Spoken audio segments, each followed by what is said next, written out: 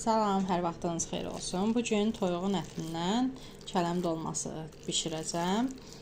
Göz haqqınızı zəhmət olmasa halal eləyin. Kələmim hazırdır. Kələmin yəni özək hissələri deyirik. Onu bir də əlavə qırıq olan hissələrini mən atmıram. Qazanın alt hissəsinə qoyuram. Çünki mən dolmadan çox o özəkləri sevirəm.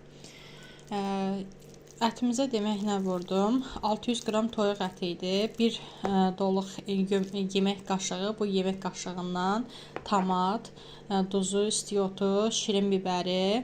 Yəni şirin bibər deyəndə toz halında qırmızı şirin bibər, qara istiot, duz, duru yağ vurdum. 1-4 xörək qaşığı yemək yağı vurdum. Təxmini 200 qram yemək yağından vurdum, kərə yağı. Sonra quyruq, nanə, çəkotu, bir də ki, çeşniş istifadə elədim. Yəni göy də zövqə görədir. Petruşka da vura bilərsiniz başqasında. Mən amma nanə ilə çeşniş istifadə elədim. Kələmlərim bir o qədər ürək açan kələm deyil.